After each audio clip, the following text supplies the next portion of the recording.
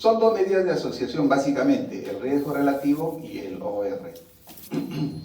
Vamos a mencionarle otra más, que le vamos a añadir acá, que es el hazard ratio, el HR, que es similar al riesgo relativo, pero que asocia el tiempo en el cual se mide esa variable.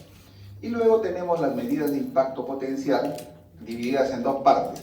Una que está referida a los expuestos, que es el riesgo atribuible y la fracción atribuible en expuestos. Y otra referida a la población, que es el riesgo atribuible poblacional y la fracción atribuible poblacional. Entonces, hoy vamos a revisar estas medidas de asociación y estas medidas de impacto potencial. Y con eso ya completamos. Si han aprendido esta parte, de verdad ya la segunda parte es sencillo. ¿Por qué? Porque la segunda parte vamos a poner algunos elementos teóricos y el desarrollo y la respuesta a las preguntas que les formulemos serán identificar el diseño e identificar la medida, o identificar el diseño y obtener la mejor medida epidemiológica para ese diseño. Entonces, si se ha aprendido esto, de verdad que ya yo les diría, deben estar tranquilos. Y esto también, si han aprendido, les sirve para revisar todos los artículos habidos y por haber. Bien, entonces, para unir estos conceptos de OR, RR, las medidas de la fuerza de asociación y medidas de impacto potencial, vamos a partir teniendo en cuenta este concepto de riesgo. Y eso es lo que estamos viendo, ¿no? En el enfoque de riesgo lo que hacemos es identificar los diferentes factores que están relacionados con un problema de salud para que luego, a partir de ello, aplicando el enfoque de factores de riesgo, ese enfoque, cuando identificamos factores de riesgo, ¿qué enfoque es? Hay tres tipos de enfoque en epidemiología para ver por qué las enfermedades se diseminan, ¿se acuerdan? El enfoque biomédico, el enfoque histórico y el enfoque social, ¿cierto? Entonces, factores de riesgo, enfoque biomédico. Adicionalmente a ello, también vamos a hablar la próxima clase, sí, de la causalidad. Y ahí también vamos a ver este tema de factores de riesgo y el tema de causalidad. Entonces, como ven, epidemiología tiene una secuencia, ¿no? Una secuencia y se va enlazando una serie de elementos. Entonces, acá tenemos una serie de factores de riesgo que están asociados, en este caso, a la presencia de obesidad. Y miren, no sé si como ustedes comentaron, miren el problema de salud que existe. ¿Esta qué medida epidemiológica sería? A ver, vamos. Dice, a nivel nacional, el 25% de las personas de 15 a más años de edad sufre de obesidad. ¿Qué medida epidemiológica es? Prevalencia, pues muy bien. Miren lo que dice ahí, sufre, ¿no? No dice, a nivel nacional el 25% de personas de 15 a más años tiene el riesgo de sufrir obesidad. Si diría tiene el riesgo, esa es una medida epidemiológica llamada incidencia. En este caso es prevalencia. Entonces miren la carga de enfermedad que existe. Un cuarto de nosotros, o sea, quiere decir, estadísticamente, un cuarto de personas de 15 a más años tienen sobrepeso o obesidad. ¿Eso qué va a significar más adelante? Va a significar que esto se traduzca en enfermedades no transmisibles, pues no, diabetes, hipertensión, cáncer. Asociado esto con el incremento de la expectativa de vida de nosotros, o sea, las enfermedades que van a predominar, y eso lo vamos a ver también en una clase de transición epidemiológica, van a ser las enfermedades no transmisibles. Yo les digo, siempre que converso con ustedes, les digo, miren, hasta la epidemiología sirve para que ustedes tomen una decisión para hacer una especialidad. La cantidad de pacientes pediátricos están disminuyendo, los partos están disminuyendo. En cambio, los viejitos vamos aumentando. Y asociado a ello, las enfermedades crónicas, las enfermedades no transmisibles. Entonces, ¿qué se va a necesitar? Cardiólogo, pues. ¿Qué se va a necesitar? Cirujano cardiovascular. ¿Qué se va a necesitar? Reumatólogo. ¿Qué se va a necesitar? Rehabilitadores. ¿Qué se va a necesitar? Geriatras. ¿Cierto? Entonces, miren, hasta para eso sirve la epidemiología. Obviamente eso asociado a que les guste, pues, ¿no? Porque esa es la otra cosa que nos caracteriza a los que estudiamos medicina. Así no ganemos, estudiamos lo que, por lo menos en mi época, así no nos guste, así no ganemos bien, estudiábamos la especialidad que nos gustaba. Vas a ser radiólogo, decíamos, pero le gusta hacer radiología, pues, ¿no? No va por el dinero. Antes las especialidades más solicitadas eran pediatría y ginecobstetricia, eran las que peleábamos. Ahora, ¿saben cuál? Cirugía plástica. Todos quieren ser cirujanos plásticos ahora. Y entonces, la epidemiología sirve hasta para la toma de decisiones en ese aspecto. Bien, entonces, el contenido de nuestra clase, en el contexto de los factores de riesgo, en el proceso salud-enfermedad, está referida a el enfoque de riesgo, el concepto de riesgo absoluto, las medidas de asociación que ya les mencioné, y vamos a diferenciar ahí medidas de asociación y medidas de la fuerza de asociación, medidas de impacto potencial, que ya las revisamos también, y para qué nos sirve el enfoque de riesgo en el proceso salud-enfermedad. Entonces, acá, ¿qué es el enfoque de riesgo? Simple, no se olviden que el enfoque de riesgo es una metodología, es decir, una secuencia ordenada de pasos para tomar una decisión. Eso es el enfoque de riesgo. Por lo tanto, ¿para qué nos sirve el enfoque de riesgo? Para tomar decisiones priorizando aquellos factores de riesgo que tienen mayor impacto en el desarrollo de la enfermedad. Entonces, cuando aplicamos el enfoque de riesgo, vamos a identificar los factores de riesgo, vamos a cuantificar, vamos a hacer el análisis de ese factor de riesgo y vamos a decir, este factor de riesgo vamos a priorizar para intervenir y consecuentemente reducir la ocurrencia de enfermedad. También el enfoque de riesgo es una herramienta para definir las necesidades de reorganización en los servicios de salud. Este concepto de reorganización, orientado no a retirar a los médicos, a sacarlos del puesto a los médicos, a los enfermeros, a los técnicos, ¿no? Sino este concepto de necesidad de reorganización referido a ubicar a las personas donde realmente se les necesita. Entonces, ese es el famoso enfoque de riesgo. ¿Qué es lo que pretende? Mejorar, obviamente, la atención para todos. Por lo tanto, también es importante considerar que este enfoque de riesgo es un enfoque equitativo, que es diferente al enfoque igualitario, ¿cierto? Eso está entendido. Todos entienden que es un enfoque equitativo versus un enfoque igualitario. Entonces, el enfoque de riesgo está orientado, o tiene una perspectiva de dar más al que más lo requiere. No de quitar al que tiene, ¿no? Sino de dar más al que menos, al que más lo requiere. Ese es el enfoque equitativo. En cambio, el enfoque igualitario es dar a todos lo mismo.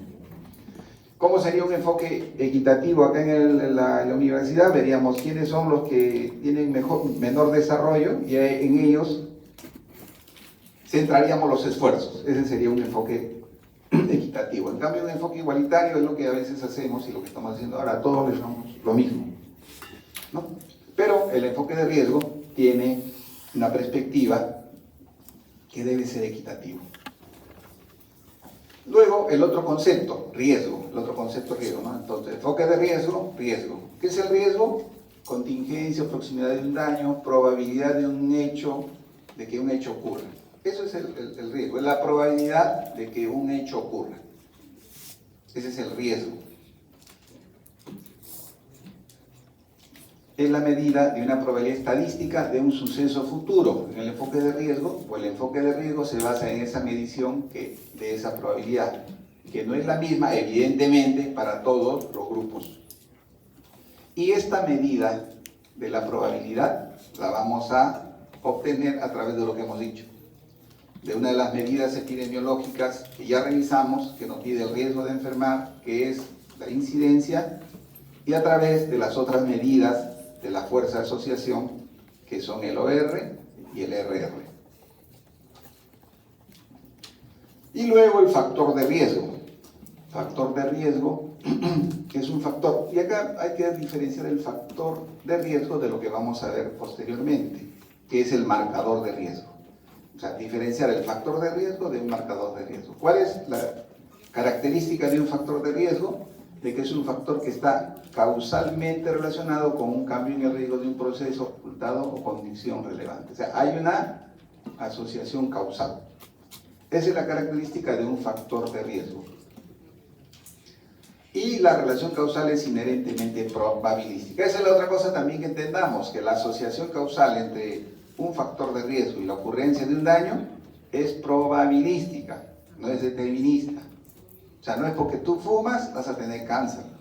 Ah, no, tú no fumas, no vas a tener cáncer. No es así, sino que si estoy expuesto al factor de riesgo, tengo más probabilidad que si no lo estoy expuesto. Si soy obeso, tengo la probabilidad mayor de sufrir un infarto agudo de miocardio. Si soy una persona atlética, mi riesgo es menor. Por eso decimos, no, atleta, comía bien y se ha muerto de infarto. Bueno, existe pues la probabilidad, pero la probabilidad de esa persona frente a un obeso, frente a una persona que fuma, es mayor. O mejor dicho, es menor con respecto al que fuma o al que no hace actividad física o al que es obeso. Los factores de riesgo los podemos clasificar de esta manera, o no, puede ser una característica socioeconómica, un comportamiento o estilo de vida, una exposición ambiental o una característica hereditaria u otro rasgo. Tiene tanto componentes individuales y sociales. Ese es el factor de riesgo. En cambio, el marcador de riesgo dice característica o condición asociada no causalmente con un mayor riesgo de desarrollar una enfermedad. Y esto se utiliza generalmente para identificar grupos de alto riesgo para pronóstico.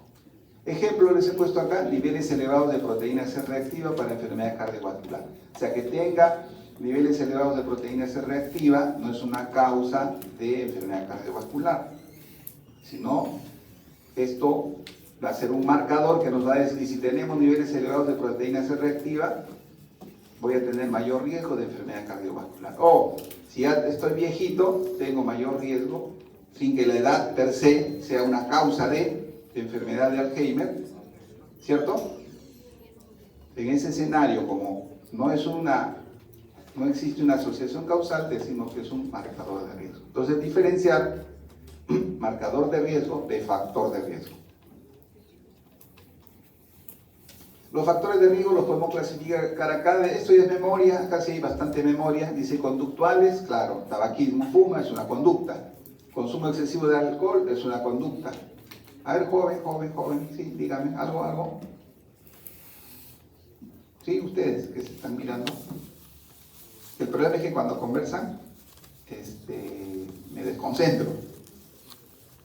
Y la otra idea es de que si estamos en clase, escuchamos la clase.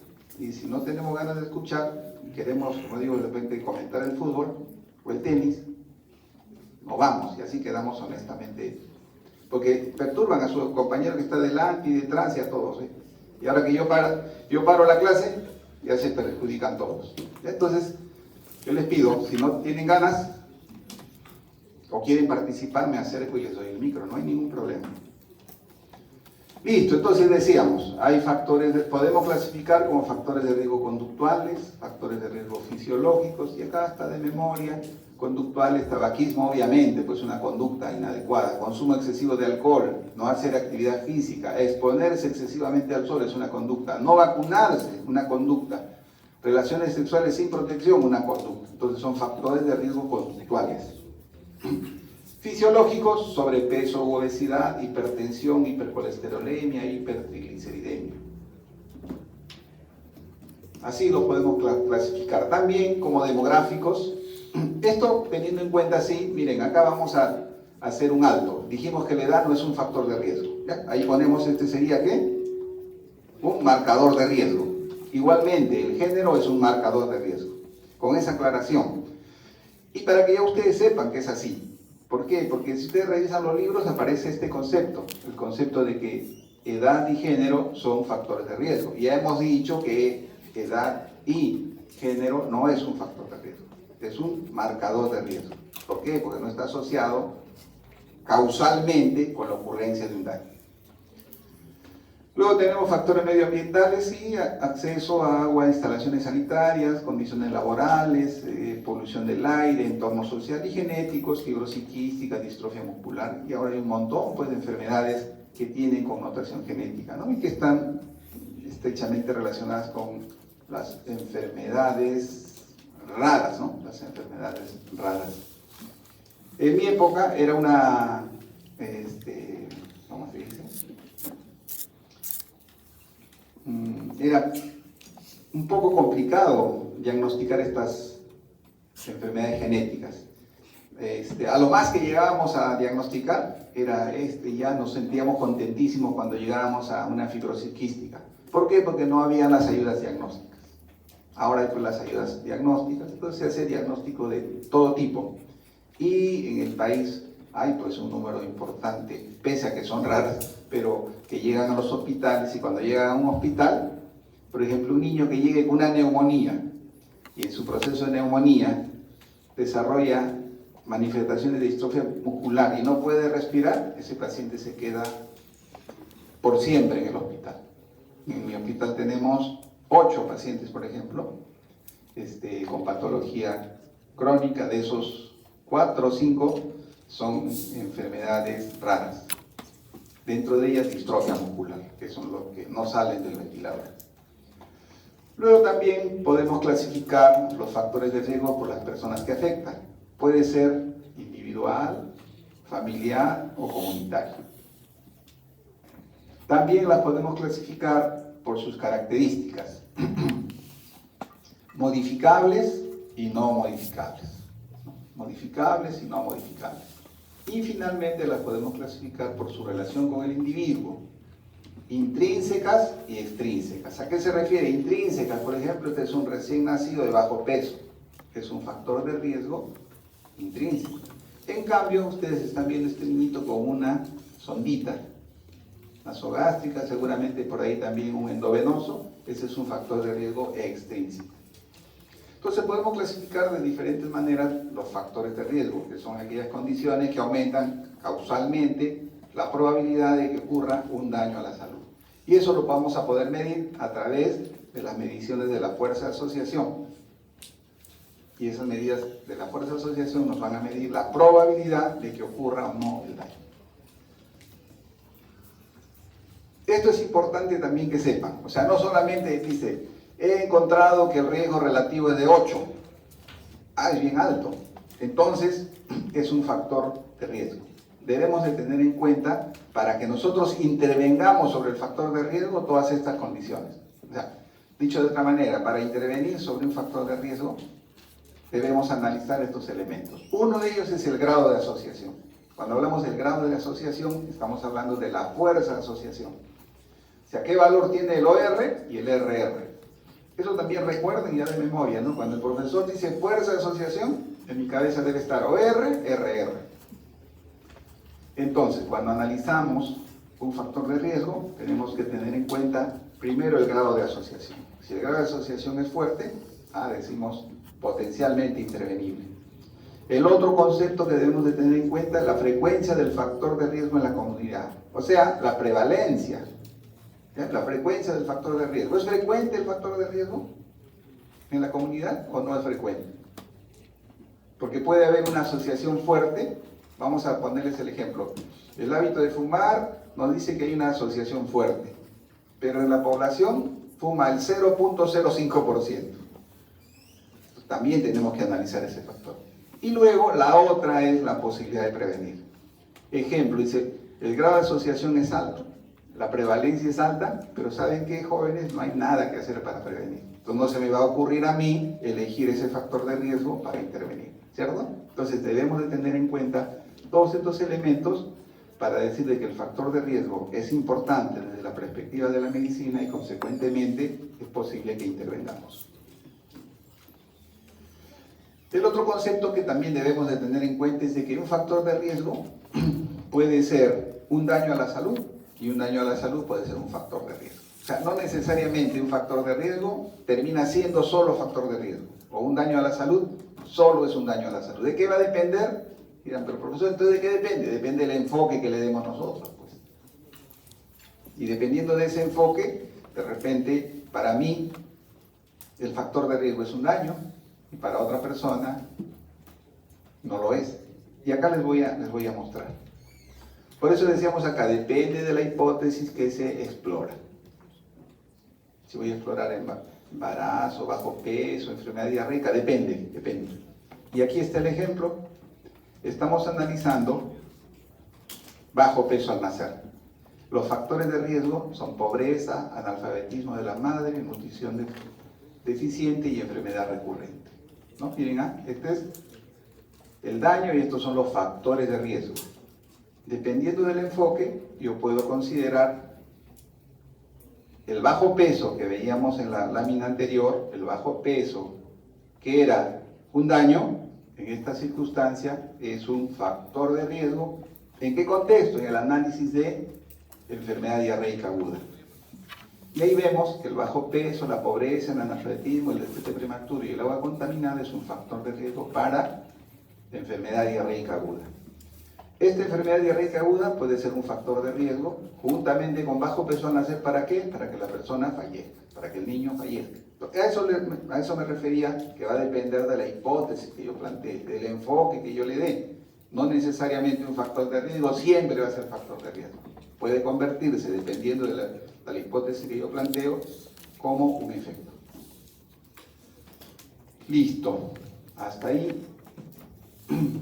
Objetivos del conocimiento de los factores de riesgo. Para predecir la presencia de un factor de riesgo significa un riesgo aumentado de presentar en un futuro una enfermedad. Claro, voy a predecir si yo digo el fumar es un factor de riesgo con respecto a cáncer de pulmón, me va a permitir predecir, ¿no? Si tú fumas, tienes 3 veces más riesgo de sufrir de cáncer de pulmón que aquel que no fuma.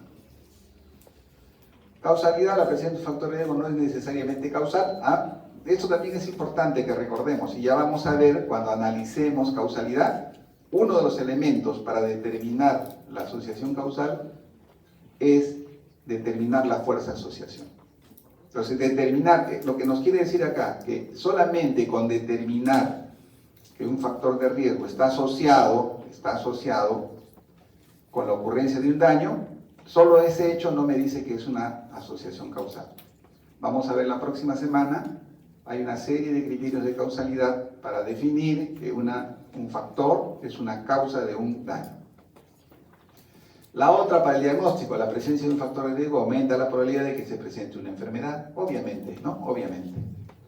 Y la prevención, si un factor de riesgo se conoce asociado con la presencia de una enfermedad, su eliminación reducirá la probabilidad de su presencia. Entonces, nos sirve desde el contexto de la predicción, desde el contexto de la causalidad, desde el contexto del diagnóstico y desde el contexto de la prevención. Para eso es importante que conozcamos estos conceptos de los factores de riesgo, porque conociendo el factor de riesgo vamos a poder hacer todas estas acciones. ¿Cómo medimos? Ahora viene ya la parte numérica. ¿Cómo medimos el riesgo? Entonces, la medición de asociación es un indicador del efecto, evidentemente. ¿Y de qué va a depender la asociación? De la medición que utilicemos. Otro concepto, ya que ya lo hemos tratado cuando han visto pruebas diagnósticas, y he escuchado que en las clases les han recomendado, señores estudiantes, no se olviden de sistematizar su información y construir su tablita de 2x2, para que no se equivoquen y puedan obtener los resultados de la sensibilidad, especificidad, etc. Igual, en este contexto, clave de que ustedes construyan sus tablitas de 2x2. Todos los estudios terminan en una tabla de 2x2. Si es, por ejemplo, cuantitativo, yo hago que termine en una tabla de 2x2. Dice, vamos a hacer un estudio de hipertensión y vamos a medir la presión arterial. Y vamos a decir que de la presión diastólica de 90 para arriba es hipertensión. Entonces voy a medir 90, 80. Esos valores cuantitativos los puedo convertir en variables cualitativas. ¿Tiene presión o no tiene presión alta? Y termina finalmente en esta tablita de 2x2. Y es a partir de esa tablita de 2x2 que vamos a poder calcular las diferentes mediciones epidemiológicas de la fuerza de asociación. Esto también les recuerdo, tengan en cuenta, a veces como hacemos, en la clase anterior hemos hablado de sensibilidad y especificidad, se confunden. Recuerden que cuando hicimos pruebas diagnósticas, ¿qué iba acá? Donde dice efecto, ¿qué se pone ahí en la tabla de 2×2? La gold estándar. Y acá, donde dice factor, la prueba diagnóstica. No se olviden, la prueba diagnóstica. Por eso cuando le digan a ustedes, ¿cuál es la sensibilidad de la prueba diagnóstica? Tienen que identificar el gold estándar y la prueba diagnóstica y calcular para la prueba diagnóstica. En cambio, cuando hablamos desde la perspectiva del enfoque de riesgo, acá va el daño, el efecto. Enfermo, no enfermo. O efecto presente, efecto ausente. Y acá el factor de riesgo. Fuma, no fuma. No tiene agua potable. Consume alimentos en la calle, no consume alimentos en la calle. ¿Ve? Entonces, no se olviden. Acá va el efecto cuando son estudios, cuando es la evaluación del factor de riesgo. ¿Y qué cosa es A? A ver, para que se despierte, vamos a preguntar por allá, para que nos despertemos y conversemos mejor, si no ya se vuelve un monólogo. A ver, acá los amigos. A ver, ¿qué representa A? Ese es de lo que Bueno, era positivo. a ver, miren lo que ha dicho su compañero. ¿Qué dijo? Y yo les he dicho, ¿qué le dije hace poquito? ¿Qué le dije? No se confundan, le dije, ¿no? ¿O no les dije eso? ¿Qué cosa es A para ti? Pero hay que razonar. Sí, es fácil ahí. Es una intersección. ¿Entre qué con qué? El efecto. Ya, el efecto, ¿qué dice ahí arriba? Efecto y factor. Eso, pues, eso es A. A es el efecto, representa aquellos que tienen el efecto presente y el factor de riesgo presente. Ejemplo, más fácil. Vamos a poner ahí diabetes y no diabetes. Efecto presente, diabetes. Y factor presente vamos a poner obesidad. Entonces A representa aquellos que son diabéticos y tienen obesidad. No es ningún verdadero positivo ni negativo. Miren, yo les he dicho, no se equivoquen. Y cuando dan el examen, hacen eso, pues. Y yo les reitero y después hay mucho desaprobado. Después dice, el profesor no enseña bien, dice. Entonces tengan en cuenta, ya cuando hablamos de enfoque de riesgo, cuando hablamos de daños a la salud y hablamos de factores de riesgo, A no representa los verdaderos positivos. Entonces, ¿ve qué cosa es? A ver, tú nos ayudas. También bajo esa misma lógica. El efecto ausente del factor presente. Muy bien, son los que no tienen la enfermedad, pero tienen el factor de riesgo. Eso ocurre, pues, ¿no? Eso ocurre. Yo fumo y no me pasa nada, dice, ¿no? Yo soy gordito y me moriré comiendo y no me pasa nada. Mira, ese de allá era flaco, no comía y se ha muerto. Eso es así, pues. Así se comporta. Solo que el que tiene el factor va a tener más riesgo. Y sé que sería aquel que tiene el factor, aquel que tiene el efecto, perfecto, ya, pero no tiene el factor, ¿cierto? ¿Y qué sería D? Ni el factor. ¿Qué sería A más B? ¿Es total? ¿Está bien? ¿Está bien? Muy bien, ya, muy bien. Todos los que tienen el efecto, el factor, C más D. Los que no tienen el factor, C más D, los que no tienen el factor. A más C, exacto, y B más D. Eso tienen que aprender porque después vamos a ver incidencia en expuestos, incidencia en no expuestos. A partir de esta tablita podemos calcular la prevalencia de enfermedad. Bien, entonces ahí se abre ya el abanico, maneras de medir la relación entre el factor de riesgo y daños a la salud. Todo lo que está en rojo son medidas de asociación o medidas de riesgo, como dice ahí. Tenemos ahí una de ellas, la más simple, es el riesgo absoluto. La otra medida de asociación. Luego tenemos el riesgo relativo y el OR, que son medidas de la fuerza de asociación. Miren, Riesgo absoluto ya hemos tratado. ¿Cuál es el riesgo absoluto? ¿Se acuerdan? Cuando hablan, y hace un ratito les dije, ¿cómo se llamaba? La tía. Yo le dije, la tía es la... Exacto, la tasa de incidencia acumulada. Es el riesgo absoluto. Vamos a hablar de la medida de asociación que ustedes han revisado, el famoso chi cuadrado, y vamos a hablar de las medidas de la fuerza de asociación, que son el riesgo relativo y el OR. Y las que están en azul son los que yo les mencioné en el cuadrito inicial, que decíamos que esas van a ser las medidas de impacto potencial. Unas que se aplican a los expuestos, riesgo atribuible y fracción atribuible, y otras que se aplican a la población total, riesgo atribuible poblacional y fracción atribuible poblacional. Ahí está, ya se puesto la tía. Ahí está chi cuadrado, prueba exacta de Fisher, test de Stewart, correlación. ¿Se acuerdan, no? Estadística, fíjense, son trome. Yo no les voy a explicar nada de eso. Yo les voy a ayudar a interpretar, no a calcular. En el examen tampoco va a venir cálculo, no se preocupen, ¿no? Porque no es estadística, es epidemiología.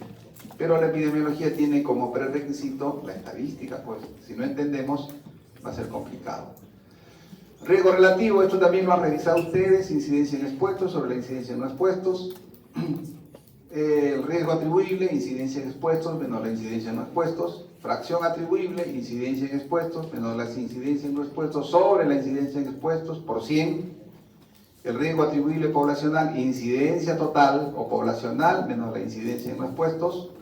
Fracción atribuible poblacional, la incidencia total menos la incidencia en no expuestos sobre la incidencia total multiplicado por 100. Y la otra medida de la fuerza de asociación, el odds ratio o UR o razón de probabilidades, A por D sobre B por C, o razón de productos cruzados, o razón de odds también, ¿no? Entonces empezamos con el riesgo absoluto. No se olviden, riesgo absoluto expresa la probabilidad real de que una enfermedad, accidente o muerte ocurra dentro de un periodo determinado, representa una medida de la probabilidad de pasar del estado de salud al de la enfermedad o muerte. Esto que está acá escrito, si ustedes revisan la clase que les he dado, dice lo mismo cuando hablamos de riesgo absoluto o tasa de incidencia acumulada. Entonces representa una medida de la probabilidad de pasar del estado de salud al de enfermedad o muerte. Y ya ustedes van viendo, dice riesgo absoluto, entonces yo puedo medir la enfermedad o la muerte. Si hablo de la muerte, ¿qué medida epidemiológica utilizaré como riesgo absoluto? La tasa de mortalidad. Y ahí ya viene el otro concepto que no conversamos bien y no les pregunté, ¿no? ¿La tasa de mortalidad asemeja a una incidencia o una prevalencia? Ahora vamos a hacer como en el Congreso. Levante la mano el que dice que la tasa de mortalidad asemeja a una prevalencia. Levante la mano. Levante la mano aquel que cree que la tasa de mortalidad representa una incidencia. Ya está, algunas ya está, muy bien, muy bien. Levante la mano los que se abstienen. Todo el Congreso, ¿no? Así es, pues. El país es así. Listo. Entonces, miren, la tasa de mortalidad semeja a una incidencia. ¿Por qué? Porque la muerte es un hecho que ocurre una sola vez en la vida, ¿cierto? No es que yo estaba muerto, no, ya dejé de estar muerto. Eso ocurre solamente cuando. ¿Cuándo ocurre eso? Cuando estábamos de parranda, dice, ¿no? No estaba muerto, estaba de parranda, hay una canción. Ustedes no creo que ya sepan esto, ustedes son hip hop, no sé qué, de música. Pero no, porque había una, no estaba muerto, estaba de parranda, decía la canción, una salsa, ¿no? Entonces en esa circunstancia nomás la muerte no ocurre una sola vez, pero la muerte ocurre una sola vez en la vida, por lo tanto semeja una incidencia. Y miren lo que les estoy diciendo, ¿por qué? Porque a veces les ponemos tasas de mortalidad y les pedimos que determinen la fuerza de asociación, y ahí se confunden. Si ya les estoy diciendo que la tasa de mortalidad semeja a una incidencia, vamos a ver que la medida de la fuerza de asociación va a ser la misma que si se tratara de incidencias. Y ahora lo vamos a ver. Listo, entonces riesgo absoluto, tasa de incidencia acumulada. O densidad de incidencia, cualquiera de las dos. Luego tenemos esta otra medida de asociación. ¿Así terminaron estadística? No. Entonces acá, para que no terminen así, facilito. Les vamos a hacer lo siguiente. Recuerden, siempre lo que se hace es, prueba de hipótesis han hecho pues los 5 pasos y no sé qué, busca la tabla, cuál es el valor del chi cuadrado, en la tabla de chi cuadrado con un 95% de confianza y un grado de libertad, bla, bla, bla, ¿cierto? Eso han hecho. Y luego, ahí dice, siguiente paso, calcule usted el chi cuadrado. Entonces yo les voy a resumir. Recuerden, el chi cuadrado tabular con un grado de libertad, porque estamos hablando de una tabla de 2×2, con un 95% de confianza, es 3.84. Entonces acuérdense siempre, 3.84 es el chi cuadrado tabular de la tabla, ¿cierto? Con un grado de libertad y 95% de confianza. Si se acuerdan eso, ya está resuelto. ¿Por qué? Porque luego van a calcular el chi cuadrado. Cuando hagan su trabajo, dice, ¿por qué sale el valor P menor que 0.01 con un grado de libertad, con un 95% de confianza en el cálculo en una tabla de 2×2? Ah, seguramente el chi cuadrado calculado es mayor que el chi cuadrado tabular. Entonces, corolario, si el chi cuadrado calculado, el que yo calculé, es mayor que 3.84, digo que existe asociación estadística. Si el chi cuadrado calculado es menos que el chi cuadrado tabular, digo que no hay asociación estadística. ¿Está bien? Eso es lo que les estamos diciendo, comparar el chi cuadrado C, que es el calculado, con el chi cuadrado T tabular. Y acá les he puesto la formulita para que recuerden también cómo se calcula. Pues no, que esto ya ustedes, como digo, deben saber, no les vamos a pedir, no les vamos a decir, se le da la tabla de 2×2 y diga usted. En el examen le vamos a poner, se hizo un estudio, bla, bla, bla, bla, bla, bla, y se obtuvo un chi cuadrado de tanto. Diga usted si el resultado, o se le da varios resultados de chi cuadrado, diga usted cuál de esos resultados es estadísticamente significativo para un grado de libertad con 95% de confianza. Entonces ya, fácil, pues facilito. El profesor dijo que si el chi cuadrado calculado es mayor que el chi tabular, es significativo. Buscaré aquel que es mayor del 3.84 y con el ojo cerrado marcaré la respuesta correcta. Eso que demuestran ustedes, no memoria, demuestra que han aprendido. Y esas preguntas van no en términos de baja complejidad, sino de mediana complejidad, que han entendido los conceptos. Esta sí es una medida, miren lo que les digo, porque a veces también le pongo en el examen y marcan mal. Esta sí es una medida de la fuerza de asociación. Voy a regresar acá. Esta es una medida de asociación estadística. Y tengan en cuenta esto, ¿por qué? Porque cuando vamos a ver ahora la medida de la fuerza de asociación, tenemos que decir también si esa medida de la fuerza de asociación es o no estadísticamente significativa. Miren, es diferente. Y ahí no tiene que ver nada el chi cuadrado. Entonces, el chi cuadrado es una medida de asociación estadística. En cambio, el riesgo relativo es una medida de la fuerza de asociación. Dice fuerza de asociación. Expresa la razón. Razón, ya saben que es razón, ¿no? También hemos hecho en la clase anterior que es una razón, una proporción, una tasa, una razón. ¿De qué? Una razón de incidencias. ¿Y de qué incidencias? De los expuestos sobre los no expuestos. ¿Cómo calculo la incidencia de expuestos y no expuestos? Para eso voy a mi tablita de 2×2. Por eso les decía, es clave que recuerden qué cosa es A, B, A más B. No que A dónde se ubica, sino qué significa. Porque a partir de esta tablita vamos a calcular la incidencia en expuestos, la incidencia en no expuestos y la incidencia total. Y ahí tenemos, a ver, vamos a hacer acá mejor así, más fácil, y ya nos vamos luego acá. Entonces, la incidencia en expuestos son lo que les pedía, los enfermos expuestos entre el total de los expuestos. A sobre A más B. Enfermos expuestos entre el total de los expuestos. Incidencia en expuestos. Incidencia en no expuestos. Enfermos no expuestos entre el total de los no expuestos. Incidencia total. Enfermos entre la población. Entonces ya tenemos 3 datos: incidencia en expuestos, incidencia en no expuestos e incidencia total. La razón de incidencias, o sea, A sobre A más B entre C sobre C más D, se llama riesgo relativo. ¿Y eso es lo que está ahí? ¿No? Dice, incidencia en expuestos, A, enfermos expuestos sobre el total de los expuestos.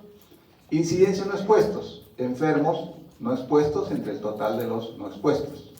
Luego tenemos un resultado, que va a ser puede ser igual a 1 y que nos va a decir que no hay asociación, que si es mayor de 1, que el factor es un factor factor de riesgo, y si es menor de 1, que es un factor protector.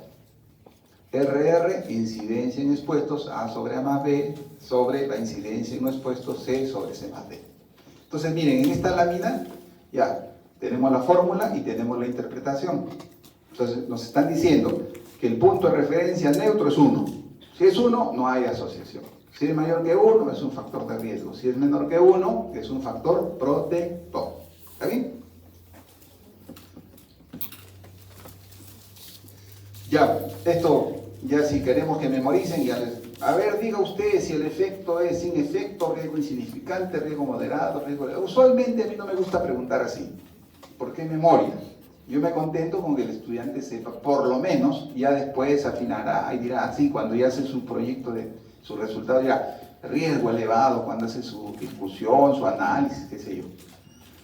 Ya, pero recuerden, en seminarios sí a veces les preguntan, entonces tengan en cuenta.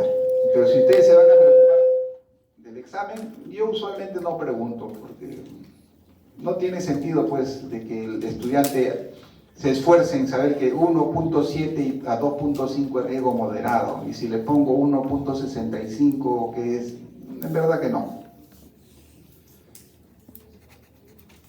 Pero siempre les pongo estas cosas. A veces dirán, pero el profesor, entonces, ¿para qué pone?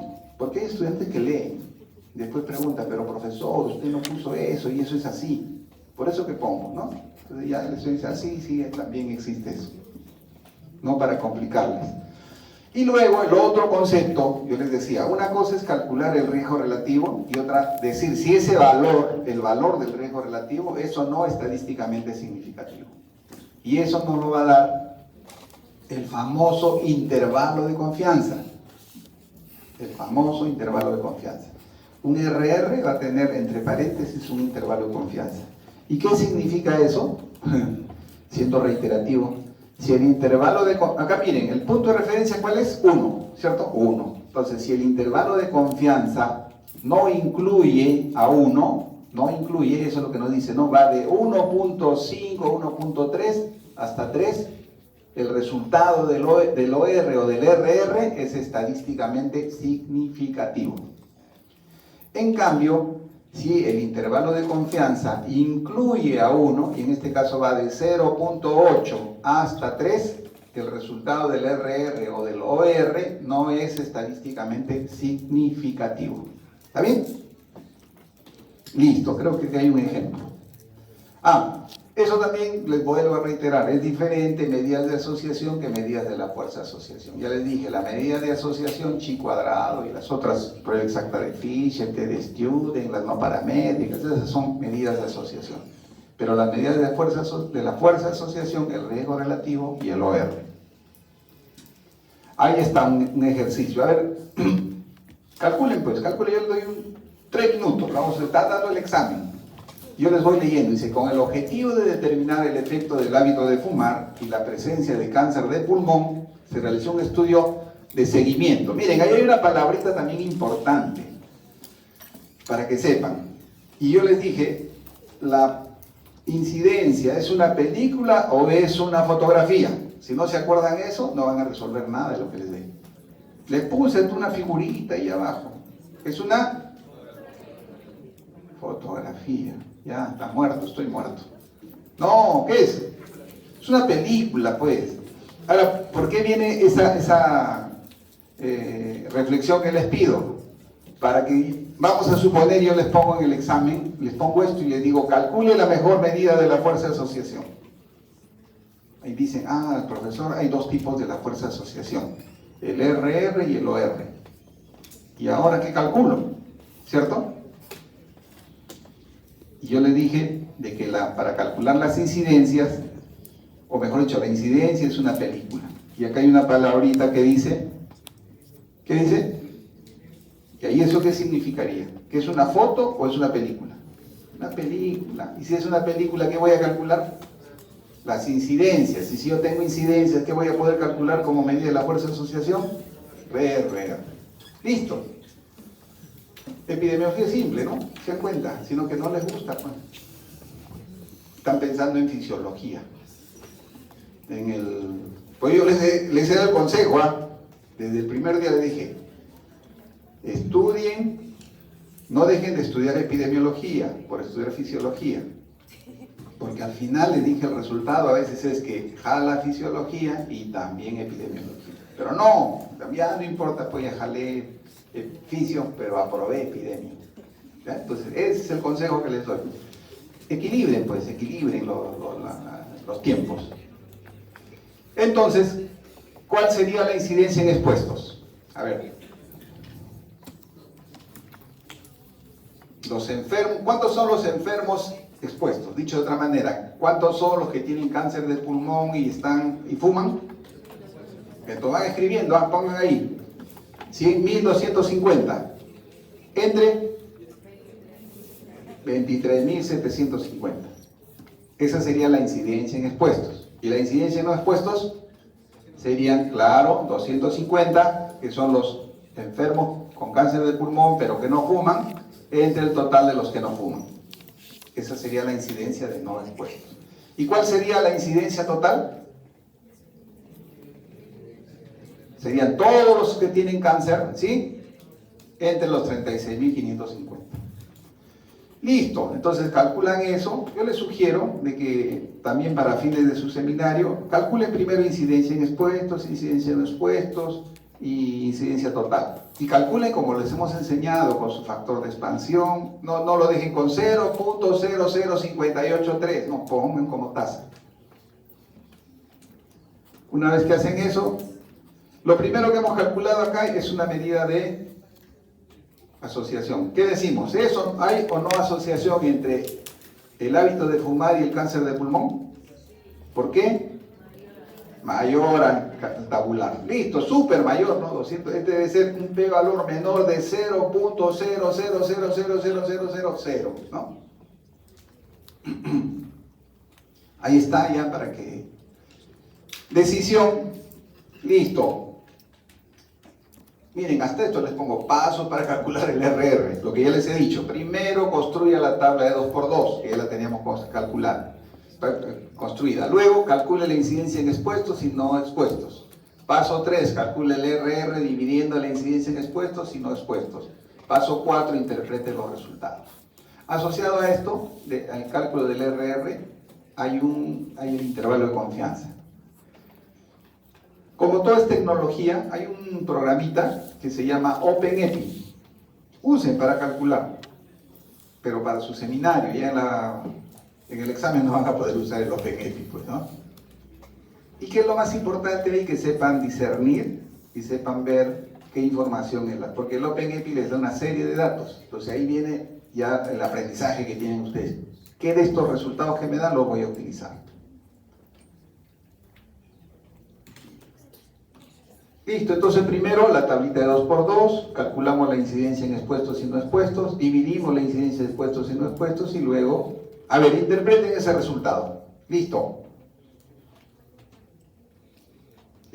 Vamos a continuar con el ejemplo. Hábito de fumar y cáncer de pulmón. Y hemos tenido un RR de 4 con un intervalo de confianza que va de 3 a 8. ¿Qué decimos? Ya, pero primero empezamos por el RR. Entonces, cuando ustedes interpretan el RR, podemos interpretar hasta de tres maneras, ¿no? Dice, uno, es decir, aquellos que fuman tienen 4 veces, miren lo que les digo también, 4 veces el riesgo de sufrir de cáncer de pulmón. No son 4 veces más, son 4 veces. A veces en algunos libros aparece 4 veces más, pero no, es 4 veces. ¿Por qué es 4 veces y no es 4 veces más? Porque el punto de referencia es 1, pues, ¿no? Si fuese 0, sí digo es 4 veces más, pero como es 1, no es 4 veces más, sería 3 veces más o más, ¿no? Si yo le quiero poner a más, le pongo 3 veces más. Pero si no le pongo el más, es 4 veces, nada más. La otra forma es decir que el fumar es un factor de riesgo. La otra forma es decir que el fumar está fuertemente asociado con la presencia de cáncer de pulmón. Siguiente paso, reviso el intervalo de confianza. Digo, y además, este resultado es estadísticamente significativo. ¿Por qué? A ver, vamos a preguntar atrás, para ver si han entendido, para hacer, como dice, como el enfoque riesgo equitativo, porque acá saben. Los de atrás también saben, seguro, pero vamos a ver. A ver, tú que estás bien alejadito, ¿cómo interpretas el resultado? De que tiene un índice de confianza del 95%, por lo cual es bastante atinado el examen, ¿te parece? O el resultado. ¿Tú qué nos puedes decir? Algo más igual, ¿no? ¿Cómo interpretas ese resultado de RR4 con un intervalo de 3 puntos? Estamos viendo el hábito de fumar y cáncer de pulmón. Hay asociación entre el hábito de fumar y cáncer de pulmón. Sí, que es asociación por el intervalo de confianza que es del 95%. O sea, yo les pregunto para luego explicarles, acá no hay un juzgamiento, ¿ya? Lo que quiero es que estén atentitos, aprendan, pues, ¿no? Y que quede claro ese tema del intervalo de confianza. A ver, ¿tú cómo lo interpretarías? Los que fuman tienen 4 veces más probabilidad de... Más no. No, 4 veces la probabilidad de tener cáncer de pulmón que los que no fuman. Y además, este resultado, Es eso no es estadísticamente... estadísticamente significativo. Sí, sí, ¿Por qué? porque está dentro del intervalo de confianza. Perfecto, listo. Entonces ahí sí, vamos, está bien, está bien. Hay que meter el gol. En este caso, ¿cuál es el punto de referencia? Les dije. Entonces vamos a retroceder un poco ya. A ver, vamos a retroceder para que entiendan. Esto tienen que entender. Si el intervalo de confianza no incluye a 1, es estadísticamente significativo. Si incluye a 1, no es estadísticamente significativo. Incluya, no es que el valor del RR esté o no incluido, sino que el intervalo no incluya a 1. Entonces, lo que su compañero ha interpretado está bien, lo que le ha faltado es meter el gol, que es el RR nos dice que el hábito de fumar es un factor de riesgo para cáncer de pulmón y este resultado es estadísticamente significativo. ¿Por qué? Porque en ese intervalo no está 1. El resultado va a 3, 4, 5, 6, 7, 8. ¿Cierto? ¿Está bien? No es porque el 4 esté dentro de 3 a 8, sino es porque en ese intervalo de confianza no está el 1. Si yo les pusiese en el examen, el RR es igual a 4 y el intervalo de confianza es de 0.9 a 8, ¿qué dirían? Eso no es estadísticamente significativo. O sea, coro no es estadísticamente significativo, profesor, porque ese intervalo de confianza incluye a 1, porque usted ha puesto 0.9, 0.91, 0.92, 0.99, 1, incluye a 1. Luego sigue 2, 3. ¿Está bien? ¿Entendido? ¿Clarito? Listo.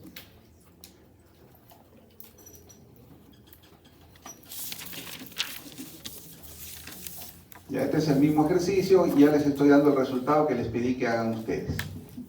Interpretamos nomás. A ver, ¿cómo interpretamos este resultado? A ver, ayúdanos. El RR es 2.69, con un intervalo de 2.35 a 3.08. Es estadísticamente significativo. ¿Qué cosa? ¿Cómo que no? ¿Qué cosa es estadísticamente significativo? Pues? ¿Pero qué cosa es estadísticamente? Eso. Y el cáncer de pulmón. Ahí empezamos, siempre empezamos así. Decimos, hay asociación entre el hábito de fumar y el cáncer de pulmón. O de otra manera, aquellos que fuman tienen 2.35 veces el riesgo de sufrir, no 2.35,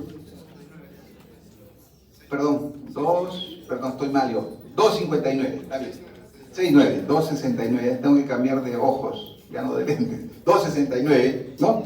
Aquellos que fuman tienen 2.69 veces el riesgo de sufrir cáncer de pulmón con respecto a los que no fuman. Y este resultado es estadísticamente significativo porque el intervalo no incluye a la unidad. Listo, ya está, gracias.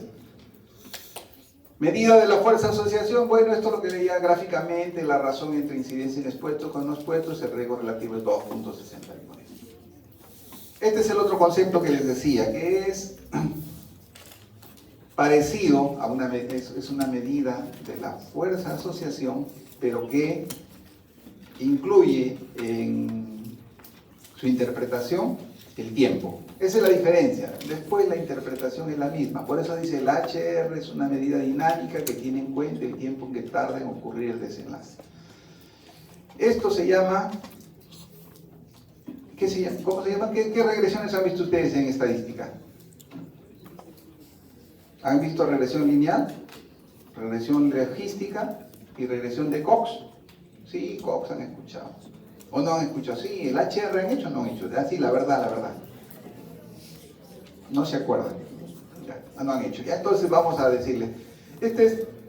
Esto se hace en regresión de Cox. ¿Y cuál es la diferencia con el RR o el OR? De que el RR o OR está referido, como dice, a un tiempo fijo. Es una mirada estática. En cambio, el HR, puedo yo calcular el HR al año 1, al año 2, al año 3, al año 4, al año 5. En cambio, el OR y el RR solamente voy a calcular al año 5. Si yo hice mi seguimiento por 5 años, voy a calcular el RR al año 5. En cambio, el HR lo puedo calcular al primer año, al segundo año, al tercer año, al cuarto año. Y esto es la base para esto que dice acá, abajo, al análisis de supervivencia. Y ahí hay un concepto llamado Kaplan-Meier, que dice, si una persona tiene cáncer de pulmón, estadio 1, ¿cuál es su sobrevida? Entonces se hace el seguimiento de una corte de personas vivas con cáncer, con cáncer de grado 1 y se les hace el seguimiento. Y se va viendo cuántos a lo largo del tiempo van falleciendo. Y llegamos, por ejemplo, al año 5, ha fallecido el 60%, decimos, al año 5 existe la probabilidad de que el 60% de los que tienen cáncer inicial o cáncer incipiente fallecen. Este HR es la base del análisis de supervivencia o la gráfica de Kaplan-Meier. ¿Ya? Y ahí por eso dice el HR es similar, la interpretación es similar, solo que nos dice un momento determinado. Toma en consideración el tiempo, la temporalidad, como decía, al año 1, al año 2, al año 3, al año 4. Si yo hago el seguimiento por 5 años, yo puedo saber cuál es el riesgo de morir al primer año, al segundo año, al tercer año, al cuarto año, al quinto año. En cambio, el RR solo me dice al año 5. ¿Está bien? Pero la interpretación es la misma.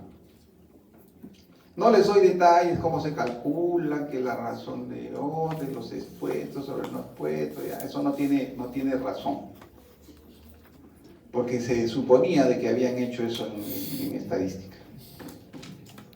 Y por eso dice que el HR no informa de la velocidad de ocurrencia de un evento hasta que éste sucede. Es decir, un HR de 2 no significa que un grupo desarrolle el suceso 2 veces más rápido, sino que tiene un riesgo doble de que un evento ocurra en un grupo respecto a otro en un tiempo determinado. Eso es lo que nos da, ya en un tiempo determinado. A diferencia del RR que nos dice al final del estudio, del seguimiento. Bien, preguntas ahí en relación al RR, intervalo de confianza. Entonces nos vamos a las medidas de impacto. Tenemos las medidas de impacto en expuestos, y ahí tenemos el riesgo atribuible y la fracción atribuible. Ya, riesgo atribuible, fracción atribuible, impacto en expuestos.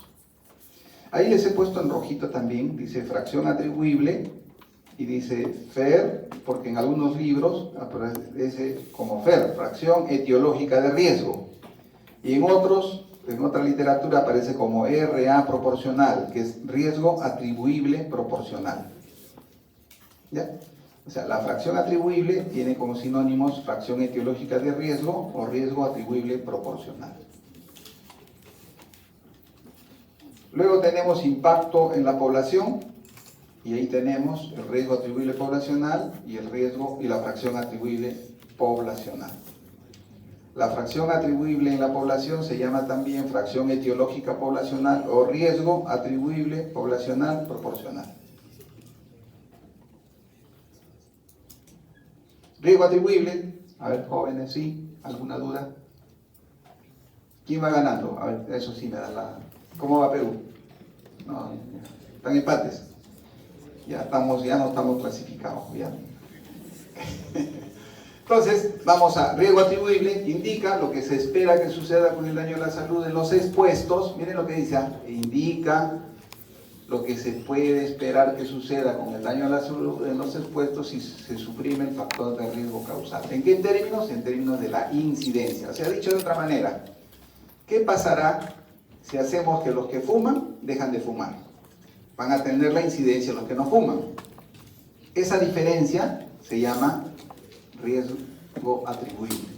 Entonces, si los que fumaban tienen una incidencia de 52.63 por mil, esta es la incidencia en expuestos que vimos en el ejercicio anterior, menos 19.53 por mil, incidencia en no expuestos, la diferencia de ello es 33.10 por mil. Entonces, lo que les quiero decir es, estos fuman, si dejan de fumar, ¿qué incidencia tendrán? Tendrán la incidencia de los que no fuman, ¿cierto? Esa reducción se llama riesgo atribuible. O sea, dicho de otra manera, si los que fuman dejan de fumar, su incidencia se reducirá en 33.10 por mil. Se reducirá en, ¿no? Claro, no se va a reducir a. Se va a reducir a 19.53, que va a significar una reducción en 33.10 por mil. La fracción atribuible es más fácil de interpretar porque nos dice en qué porcentaje se reducirá el daño. Y ahí tenemos lo que hemos puesto, incidencia de expuestos menos incidencia en expuestos sobre la incidencia en expuestos por mil, y tenemos que la fracción atribuible es 62.89. ¿Qué dice? Miren lo que dice, después les pongo también en el examen y indica, dice acá, lo que se puede esperar que suceda con el daño a la salud en los expuestos si suprime el factor de riesgo causal. Y yo les he puesto acá, en términos de probabilidad, en términos de incidencia, ¿cierto? Anoten lo que les digo, porque si no anotan, de verdad no tiene ya razón de que vengan al hospital, digo, a la clase. Porque si solamente vienen eso, ya de verdad no vengan. Hay tantas cosas que les voy diciendo. Entonces les decía, en términos de la incidencia, en términos de probabilidad, ¿cierto? Eso nos habla el riesgo atribuible. ¿Y por qué hago ese énfasis? Porque dice acá, muestra la proporción, ¿no?, en el que el daño podría ser reducido si los factores de riesgo causales desaparecieran de la población expuesta. Es una medida de impacto, al igual que la otra. ¿Cómo se calcula? Ya les dije. ¿Qué significa 62.89%? Quiere decir que si eliminamos el hábito de fumar, vamos a reducir la presencia de cáncer de pulmón en 62.89%. Entonces, si yo tengo que voy a reducir en este 62.89%, yo puedo decir incluso cuántos casos de cáncer pulmonar puedo prevenir, casos como número, como cifra absoluta, puedo prevenir si hacemos que dejen de fumar los que fuman.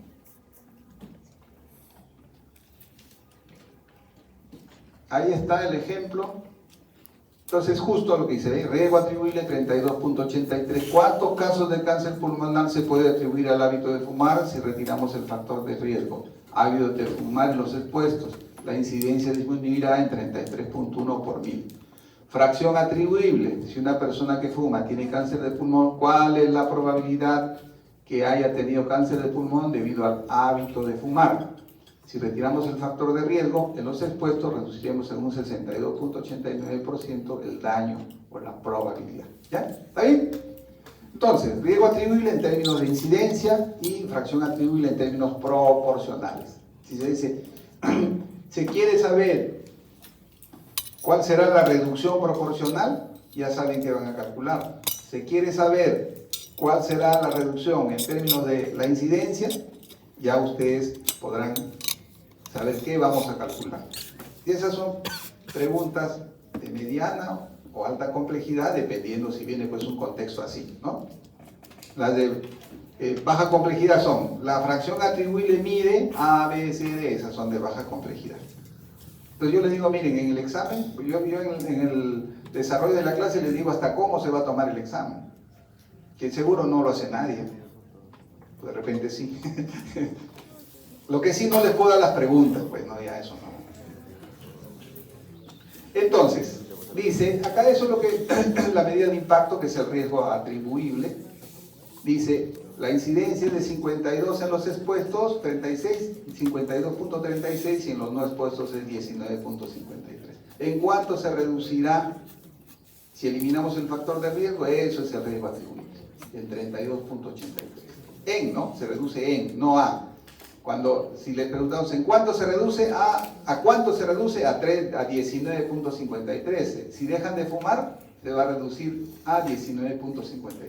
Eso significa una reducción en 32.83%. Entonces dice acá, ¿cuántos casos? Miren la pregunta para responder a esta medida de impacto potencial. ¿Cuántos casos de cáncer pulmonar en los fumadores se puede atribuir al hábito de fumar? ¿Cuántos casos? Cuando le digan cuántos casos, calculamos el riesgo atribuible.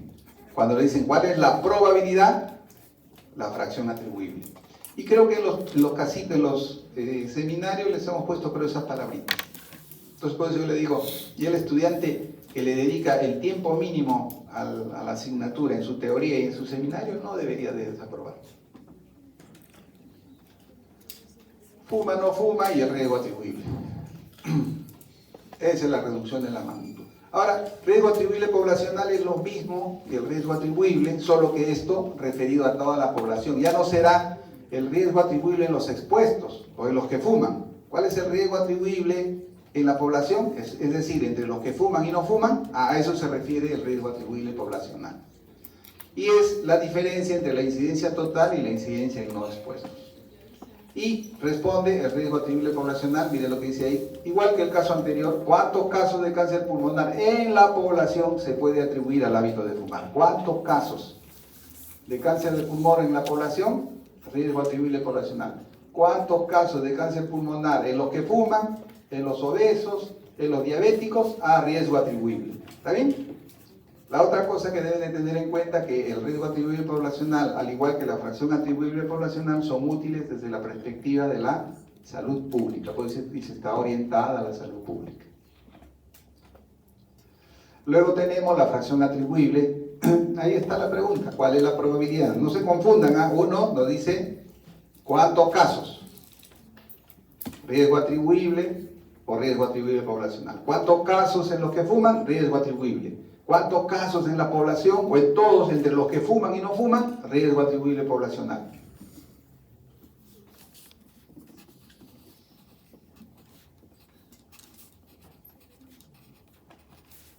¿Cuál es la probabilidad en los que fuman?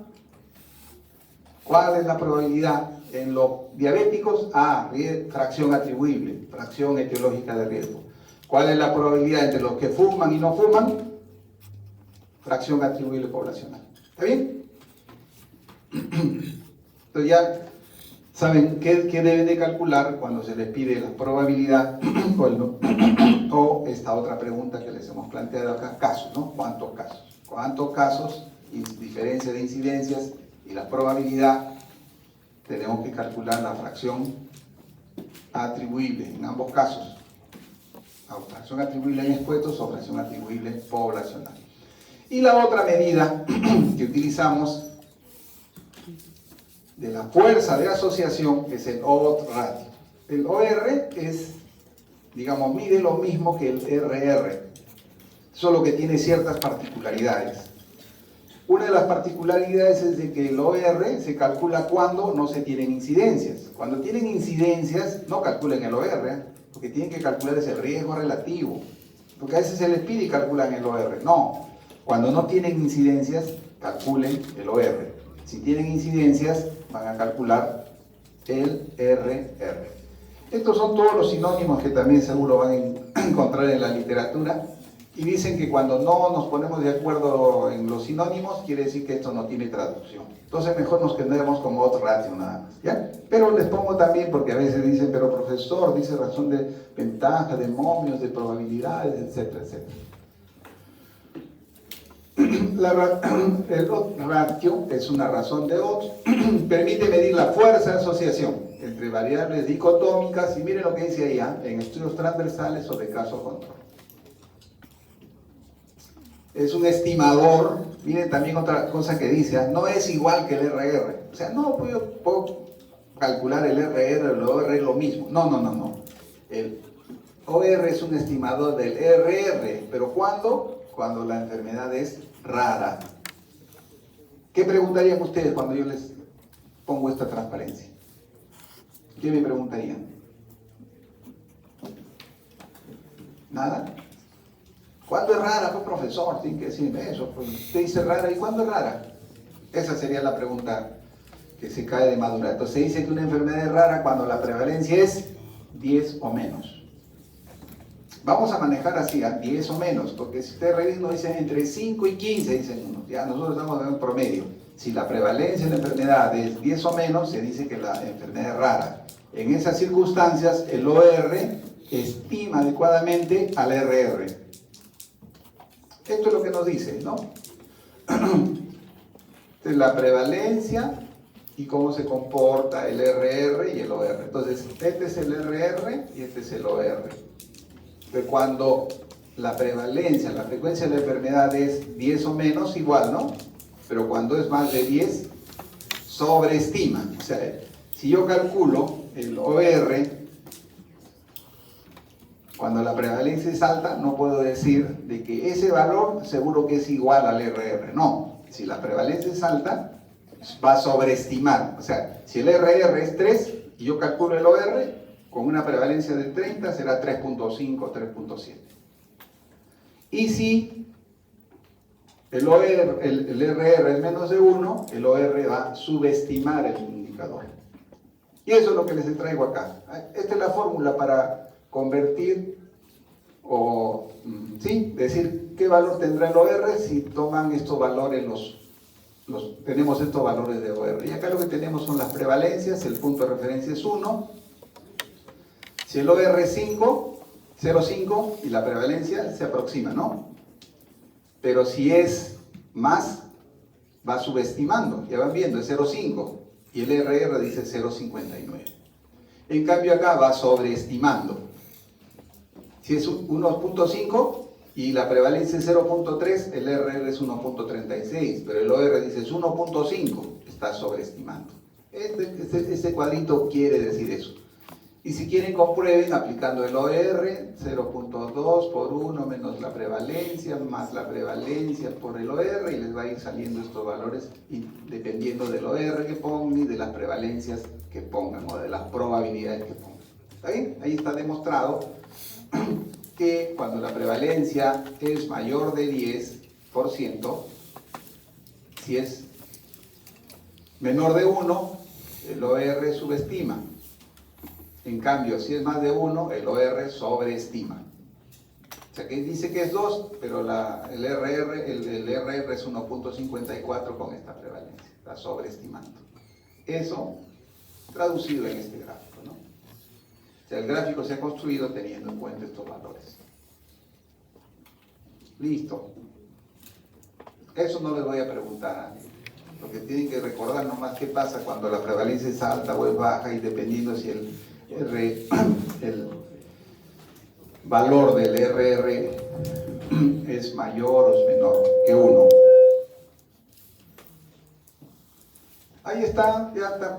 La interpretación es la misma, que el riesgo relativo, la interpretación es la misma. Si el OR es 1, no hay asociación. Si es mayor que 1, es un factor de riesgo. Si es menor que 1, es un factor protector. Intervalo de confianza, lo mismo. Si el intervalo de confianza incluye a 1, no es estadísticamente significativo. Si incluye a 1, no es estadísticamente significativo, ¿no? Si el intervalo de confianza no incluye a 1, estadísticamente significativo. Si incluye a 1, no es estadísticamente significativo. Y ahí está el ejemplo.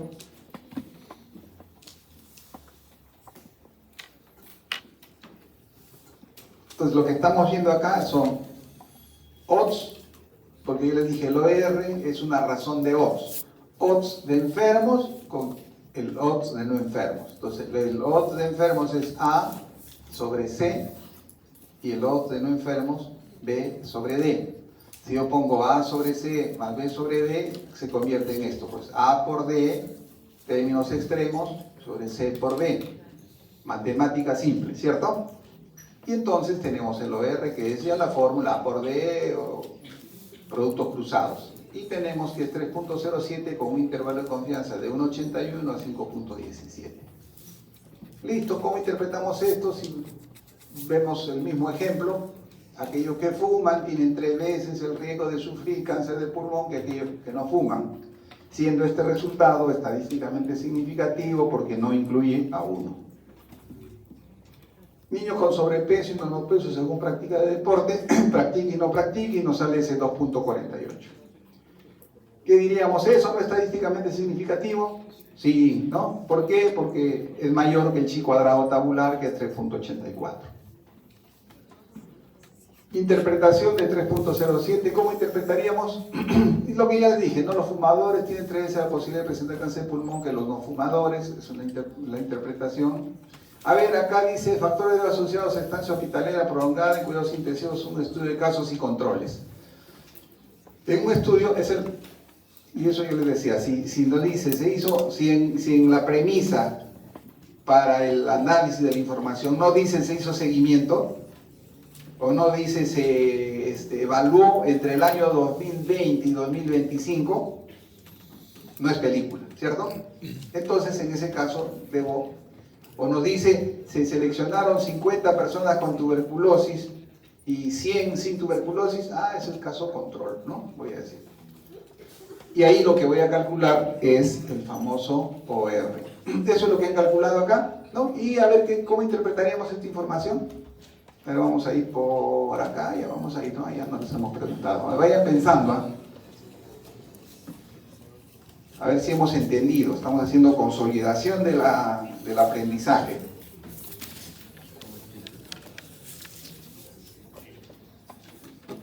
A ver, vamos a ir.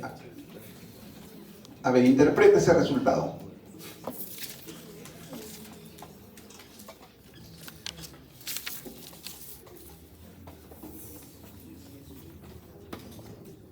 Te voy a hacer la siguiente pregunta. ¿Cuál de los siguientes resultados no es estadísticamente significativo? ¿Cuál? No, pero ¿cuál? Revisa ahí. Hace el análisis. Entonces, mira acá. Ya, pero ¿cuál por ahí? Entonces ya viene el análisis, ahí haces tu teoría. Entonces la teoría aplica ahí el resultado. ¿Qué factor de riesgo no es estadísticamente significativo para estancia hospitalaria prolongada en la unidad de cuidados intensivos neonatales? Hiperbilirrubinemia. A ver.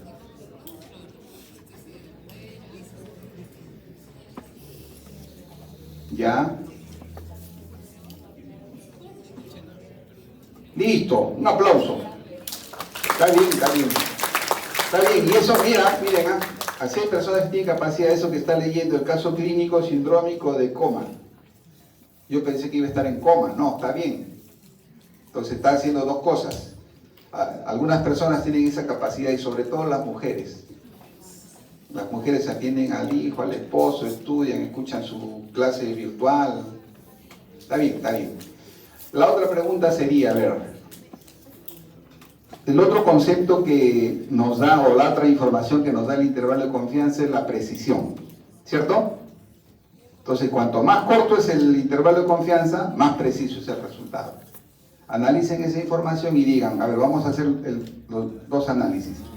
Seleccionamos los que no son estadísticamente significativos, y de esos que no son estadísticamente significativos, identifiquen cuál es el más preciso. Y el otro ejercicio, de los que son estadísticamente significativos, cuál de esos factores de riesgo que son estadísticamente significativos son más precisos. Ya les doy el dato.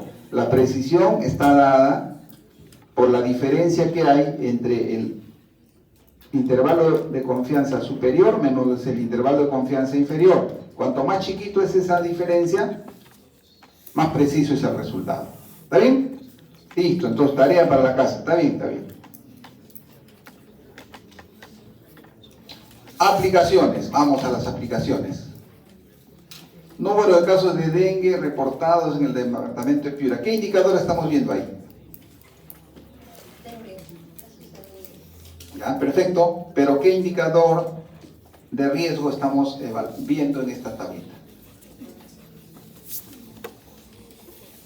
Entonces, ustedes cuando vean esto, y eso es lo que tienen que aprender. Entonces, primero leen, está muy bien, me ha dicho profesor, es el número de casos de dengue reportados en el departamento de Piura entre el 2024 y el 2025 hasta la semana 32.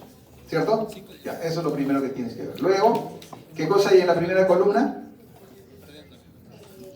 Distritos. Distritos. En la siguiente. Año. Están los casos en distintos años, que es 2024 y 2025. Ya, perfecto. ¿Qué más está? Que la tasa de incidencia acumulada por 100.000 habitantes. Entonces, en ese escenario, ya has visto, acá tenemos cifras absolutas y cifras relativas, ¿cierto? Estamos de acuerdo. De esas cifras relativas, ¿cuál de ellas mide el riesgo de enfermar? La tasa de incidencia acumulada. La tasa de incidencia acumulada. Entonces, esa es la aplicación que estamos viendo. Acá estamos revisando un indicador de riesgo llamado riesgo absoluto, que es la tasa de incidencia acumulada. ¿Cuál es el lugar donde hay mayor riesgo de enfermar? Entonces ya fácil revisas y comienzas a ver, ¿qué cosa vas a ver? Que tiene mayor casos o mayor incidencia. Ah, ya, mira, no se confundan, no es el que tiene mayor casos, sino el que tiene mayor incidencia. El riesgo se mide por la tasa de incidencia, no por el número de casos ni por la distribución proporcional. Entonces, esta misma transparencia les pongo en el examen y les puedo preguntar esto que les estoy diciendo. Diga usted dónde hay más riesgo, o diga usted cuál es la población más afectada en el año 2024 o en el año 2025. No se mareen, ven nomás los datos y si tienen el conocimiento van a responder. Entonces ahí la interpretación, acá lo que estamos viendo es el riesgo absoluto, que es la tasa de incidencia acumulada. Acá hay factores de riesgo para tuberculosis multiresistente en pacientes con tuberculosis, un estudio de casos y controles. ¿Qué vamos a calcular ahí? ¿RR o el OR? ¿Qué? OR, pues no. Listo, ahí tenemos los valores, también eso interpretan con calma, en su transparencia, si tienen alguna duda. ¿Cuál es el factor de riesgo más importante? Ese es el último, ¿no? Y así se calcula, ¿ven? Así se calculó. Ahí tenemos ingreso mensual menor de 100 euros y menor o igual de 100 y más de 100. ¿Cuántos tenían MDR y cuántos no MDR? Se calculó y interpretamos. A ver, ¿cómo interpretamos este resultado?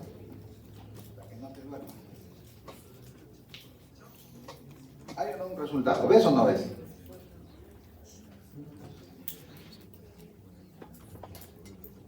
Ya.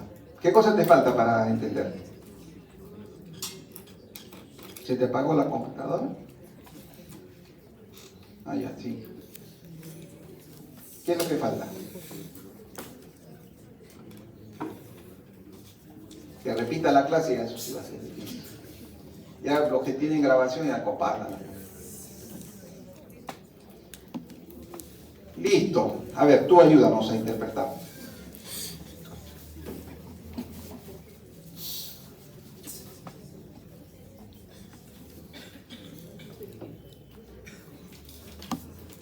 Aunque sea ya pues para adelante, para atrás o para los costados, ¿saben? Algo, ¿no?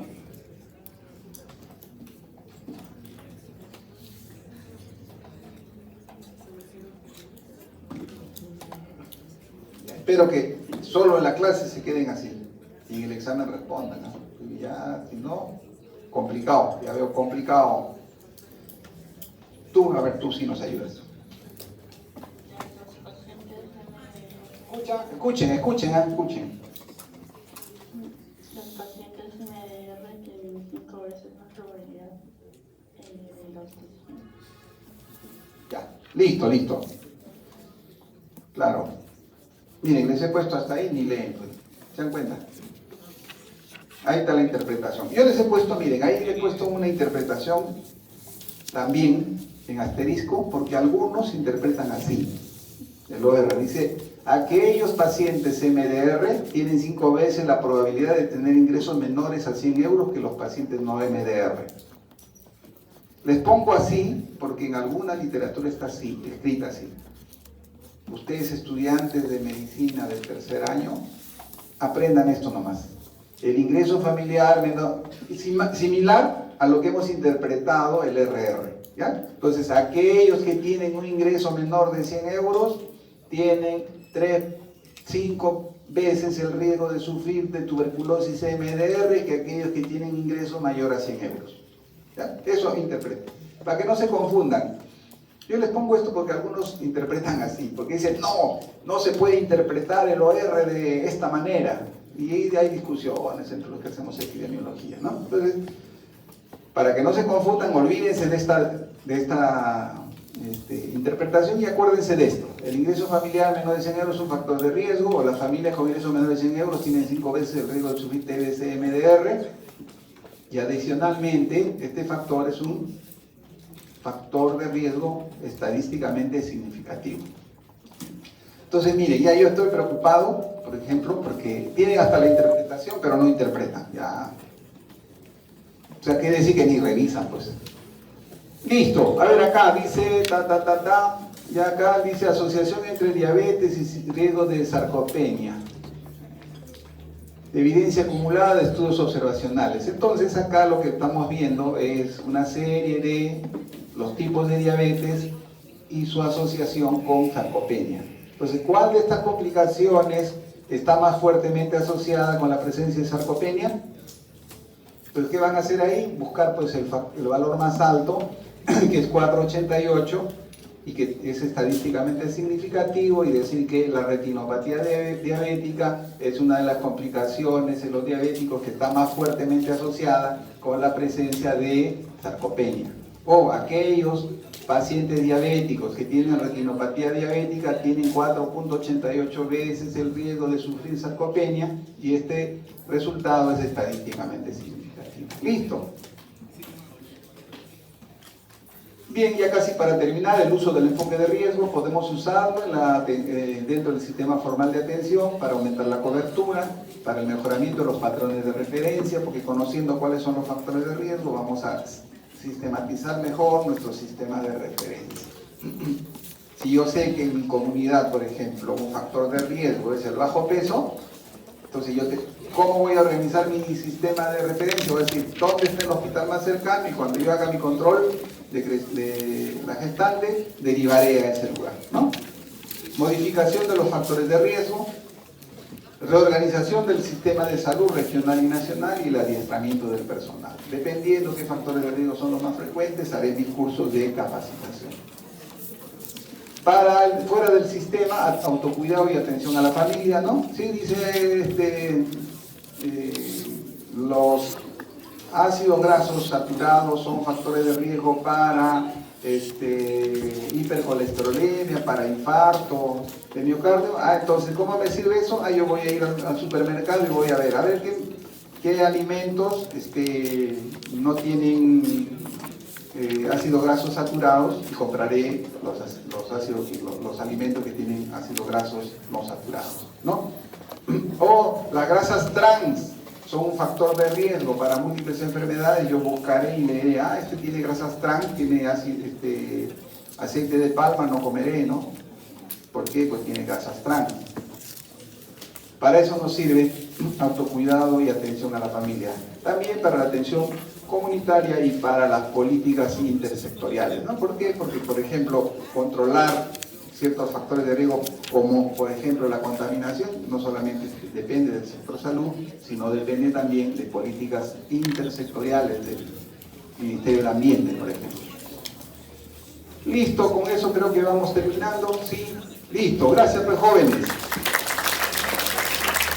Como siempre, saquen su hojita, y antes de que saquen su hojita, como ya casi todos están, vamos a ver quiénes no están apareciendo, quiénes no quieren ya o ya se han ido prematuramente.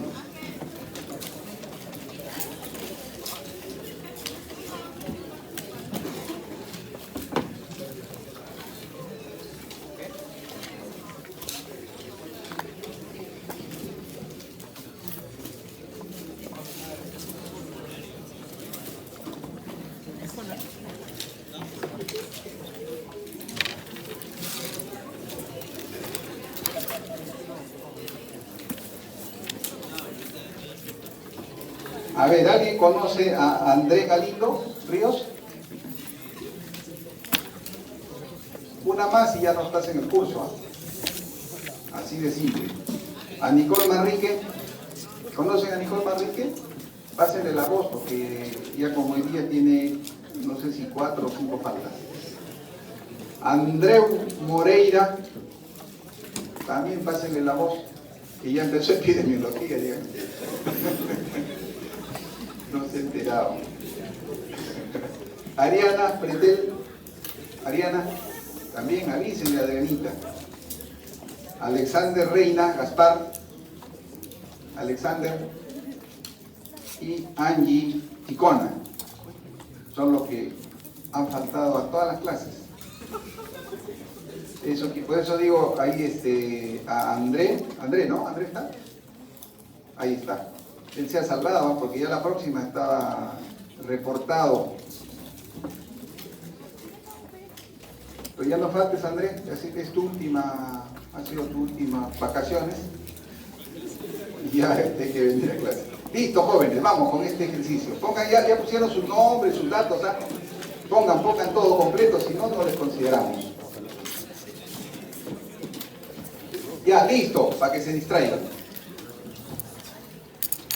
2 minutos para resolver. Están en el examen. Dice, se desea determinar la fuerza de asociación entre la sepsis y la estancia hospitalaria prolongada en la unidad de cuidados intensivos. Para tal fin se realiza un estudio de causas y controles obteniendo los siguientes resultados. Determine cuál es la fuerza de asociación entre la sepsis y la estancia prolongada en la UCI.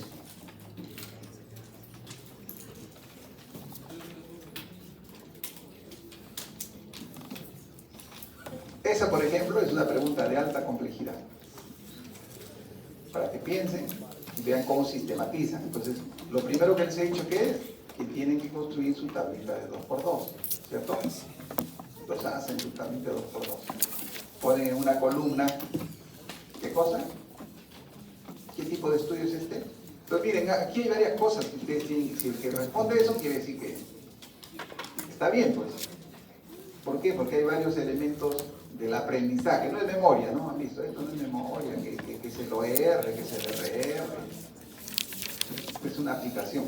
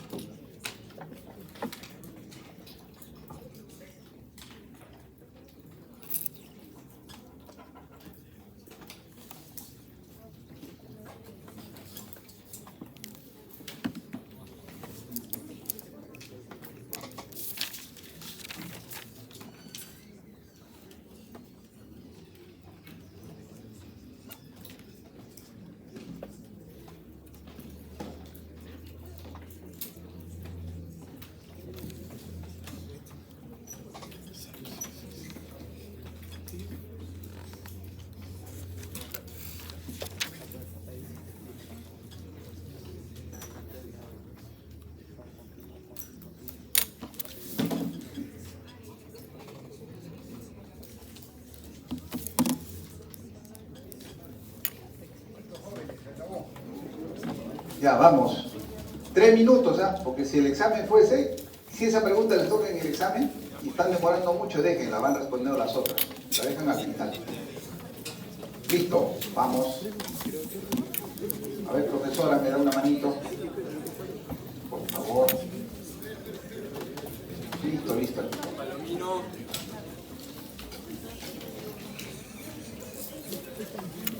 Gracias, gracias. Esta la resolvemos la clase que viene, ya, no hay problema, yo les voy a enseñar, como digo. Voy a revisar, de repente está todo bien y ya ni tengo que revisar. ¿Cómo está, doctora?